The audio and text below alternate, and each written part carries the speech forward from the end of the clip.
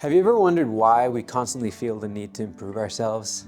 I don't know about you, but I often feel like I'm performing way below the standard I'd like to be at. But where does this come from? And what is the case for constant improvement? Initially, you may be improving from a place of comparison. But who are we comparing ourselves to though? Is it someone on the internet, or a mentor, or a public figure that we look up to? This approach to personal improvement is often marked by the feeling of being behind or not having what it takes. The problem is that it's easy to make something look better than it actually is. So when we're looking at other people's lives, we may be looking at an unrealistic standard. It's natural for humans to want to showcase their best qualities, but when it comes to why you would want to improve yourself, it's best not to compare to them. Unless you're a competitive athlete, in which case you probably should. So when I was in Japan, I was fascinated with the idea of the artisan craftsmen dedicating their lives to their craft. And they really spend their time honing their skills and becoming masters in their own right.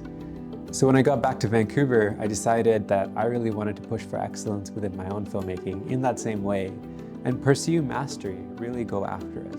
As part of my own take on 75 Hard, I've added a component of making a video every single day. Now this has really pushed me to the limits of what I knew I could do before. See, the only person that you need to compare yourself to is you.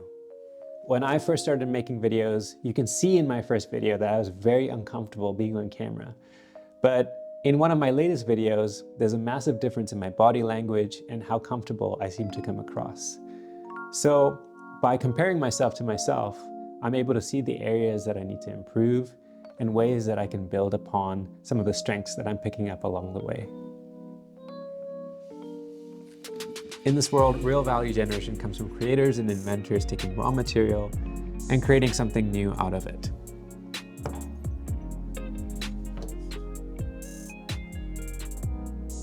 Think of yourself as that raw material. When you're improving yourself, you're refining the expression of who you were made to be. About halfway through the challenge, I realized that my videos were getting a bit boring and stale. They were mostly just updates about what I was doing, and there wasn't really much to them.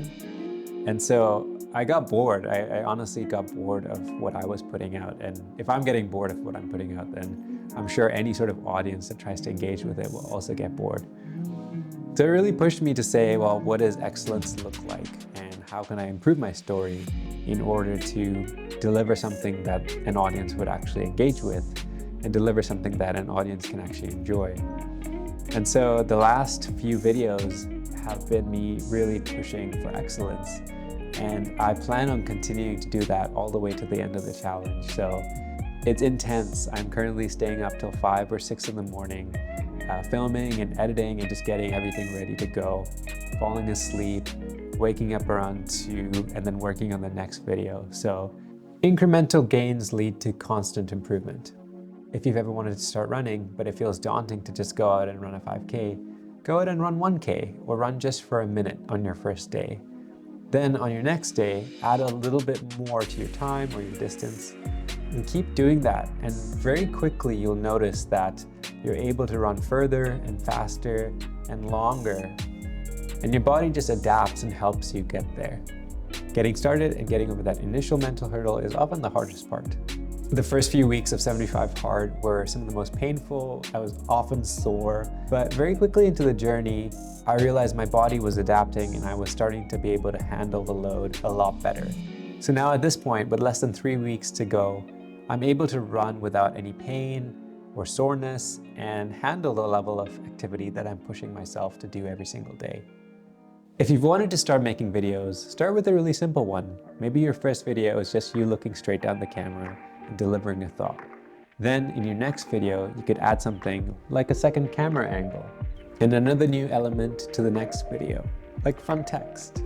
Each little thing becomes valuable and something that you can implement very easily the next time you create a video. And if you're always using your last video to inform and help your next video become better, then you're gonna grow so quickly. Remember that ideas and thoughts are cheap, but execution is where value begins. So why should we constantly improve? Because we believe in our true selves enough to do it. My push for excellence requires deep focus and deep intention, and I'm firing on all cylinders to do it. but I can feel myself sharpening and I'm learning new skills rapidly. Honestly, the risk of burnout is pretty high. I am aware of that indicator within me, but currently I'm drawing on a pretty deep well of inspiration, and so I'm not too worried about it at the moment. This is what I've committed to for the remaining weeks of the challenge, and I know that I just want to finish this strong. If you enjoyed this video as much as I enjoyed making it, please subscribe, like, and leave a comment on how you would like to constantly improve.